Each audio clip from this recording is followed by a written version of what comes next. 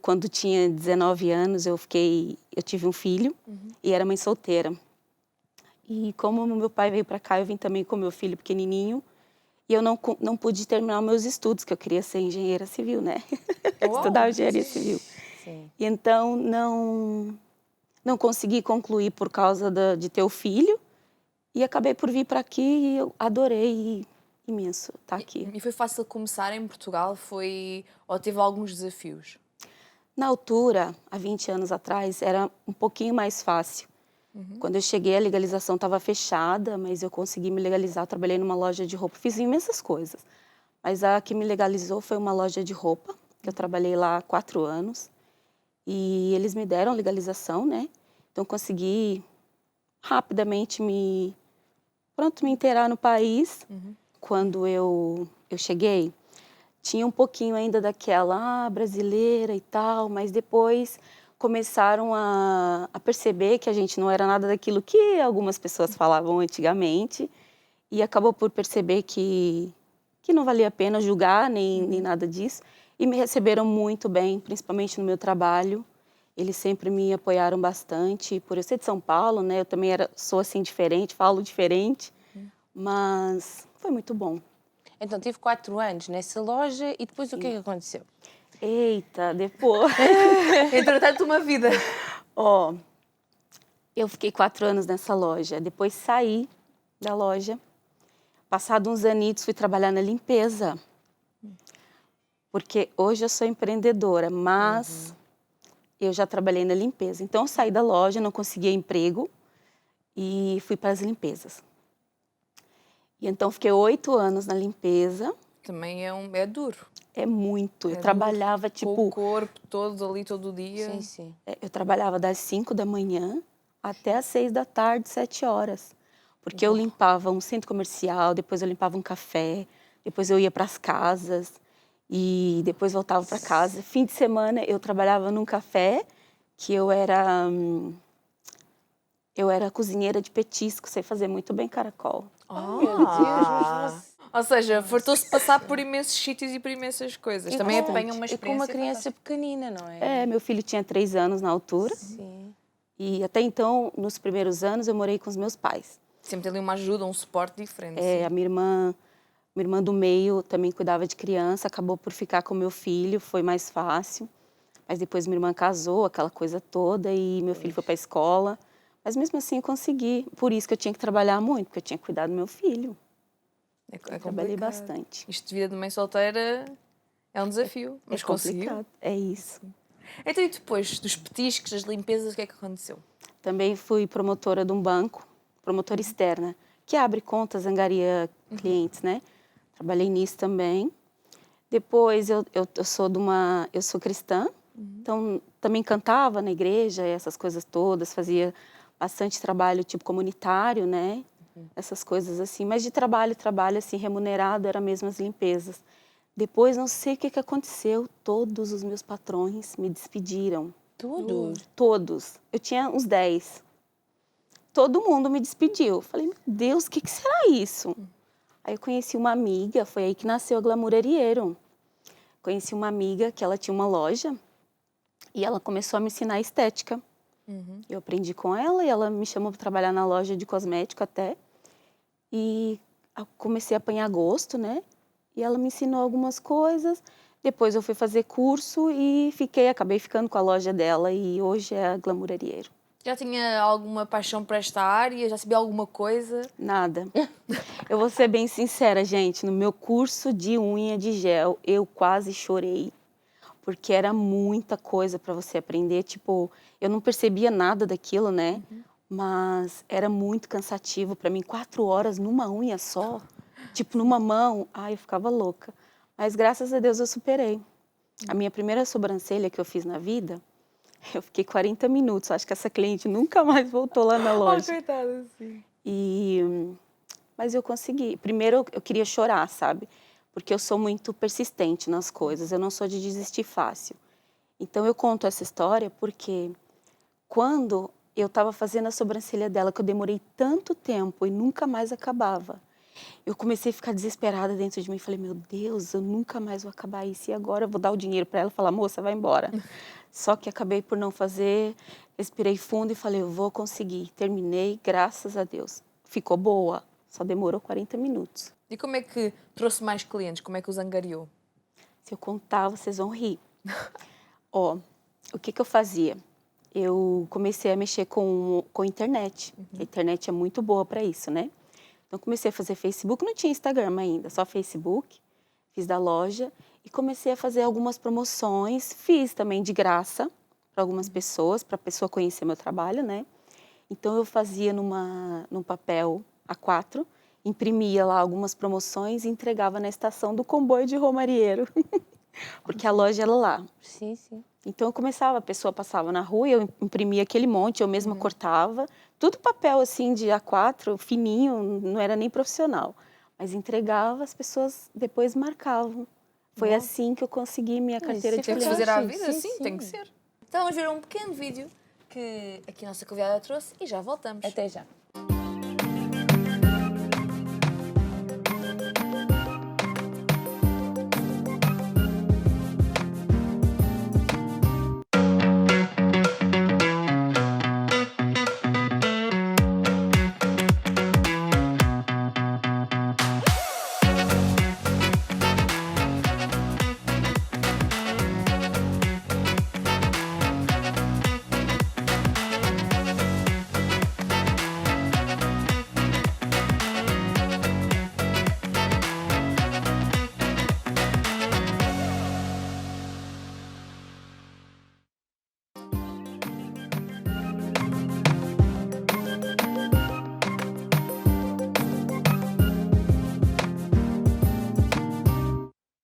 E acabamos de ver a maravilha, algo espetacular, a Revolucionário. melhor coisa que inventaram na vida.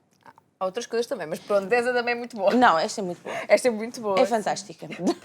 Então, queres-nos explicar o que é que acabamos de ver? Sim, ali foi uma depilação a laser feita numas axilas. Primeiro a gente desenha, faz um quadradinho, vocês Por quê? viram que tem um quadrado. Toda a gente pergunta o que é. Claro, estão para ali a desenhar no corpo.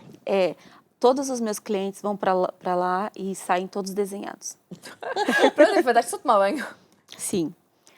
Por que a gente faz o desenho? Para saber o limite de onde está o pelo.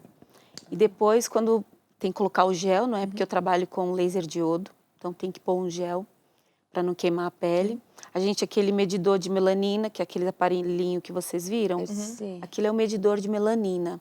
Todas as vezes que as pessoas vão na sessão, independente se ela já é minha cliente ou não, eu já sei o fototipo de pele, todas as vezes que elas vão para a sessão, eu meço a melanina, que é para a gente não errar, para não queimar, porque graças a Deus eu não tenho problemas com queimadura com cliente. Mas isso é muito importante, fazer o quadradinho, passar o gel, medir a melanina e depois passar o laser, porque são passados X vezes em cada quadrado daquele, para ter um tratamento eficaz também, né? Okay. Há algum cuidado a fazer antes de ter uma sessão? Sim. Eu costumo dizer para os meus clientes que antes da sessão, eu prefiro que eles raspam com gilete, pelo menos 3 dias antes, não, um dia antes raspar com a gilete, mas 3 dias antes fazer uma esfoliação para poder preparar a pele para o laser. Também potencializa o resultado, então eu aconselho sempre fazer isso. Antes, O que a esfoliação tem a ver? a esfoliação limpa o corpo, limpa o folículo, e para poder entrar mais luz, não é? Porque o laser é uma luz que é emitida e depois ela vai e queima o pelo, que o pelo é preto, né? Vai e queima o pelo. Então, quanto mais estiver mais preparada, limpinha, mais eficaz tem o laser na pele. Não, E depois, uma semana depois, eu também aconselho passar sempre, fazer uma esfoliação também. Porque é muito importante sempre limpar a pele e sempre ali com o esfoliante, que é para poder tirar aqueles pelinhos que às vezes crescem e eles não têm muita força, já estão meio assim, sem força para sair, então com a esfoliação eles saem mais fácil. Okay. Então, e depois da sessão, quais é que são os cuidados que tem que se ter? Não se expor ao sol durante pelo menos os 3 primeiros dias, não se expor diretamente ao sol. não ia solário, nem nada dessas coisas, nem passar muito creme assim que irrita a pele, álcool. Só hidratante. Só hidratante. E depois de uma semana, pode sim fazer a esfoliação. E se quiser ir à praia, pode passar um protetor solar, fator 50, pelo menos no primeiro dia do sol. Ok, e todo tipo de pessoas podem fazer a depilação a laser ou como é que funciona? Sim, pelos fototipos de pele, sim. Nós temos até o 6, que é do branco ao negro.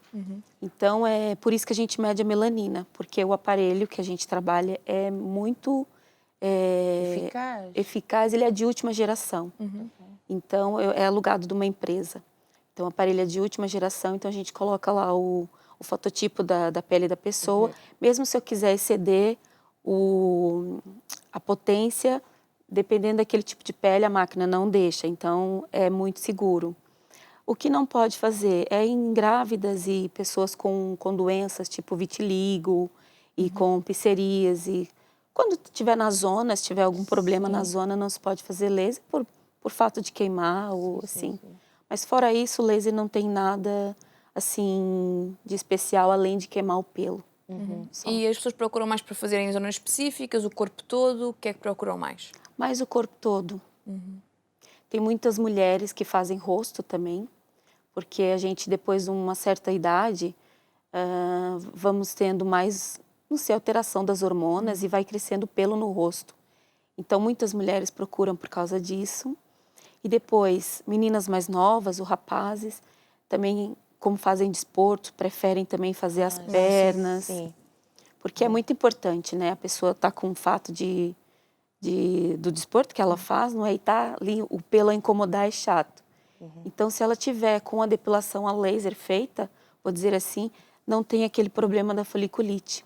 Ok. Porque Então, e no rosto também pede para passar gilete? Ou Também. Isso não vai alterar a força do pelo, não é? Porque a gilete cortando, o pelo nascendo fica forte. Não. Não? Vai Não. explicar. Eu costumo explicar, se você reparar um fio de cabelo, o fio ele é grosso e quando ele vai na ponta, ele é mais fino, certo? Então, ele é mais fino na ponta porque ele está saindo da pele, porque o nosso poro é pequenino. Então, ele sai da pele. Conforme a gente vai cortando, ele vai ficando mais grosso, mas não é porque ele está mais grosso, é porque ele já é daquela espessura. Então, a gente está a cortar e tá a ficar o pelo que é, a grossura que é, a espessura que é, não é? E parece que está ficando mais grosso, mas não é.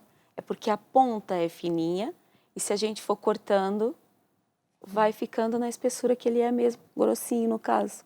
Aí espeta, né? Aquela coisa chata. Sim, mas depois o laser elimina isso tudo ao longo do tempo. Os resultados do corpo e do rosto são os mesmos? São. Algumas zonas, as partes que são mais difíceis de ser eliminada, são porque a gente dói muito, né? Não dói muito, mas dói um pouquinho mais do que, por exemplo, pernas não se dói muito, a axila também não dói, mas tem algumas zonas, por exemplo, o buço. Aqui na maçã do rosto não dói tanto como no buço. Então, o buço demora mais a ser eliminado, porque quanto menos potência, mais sessões a pessoa vai ter que fazer, não é? Então, normalmente, quantas sessões é que são necessárias? Alguma média?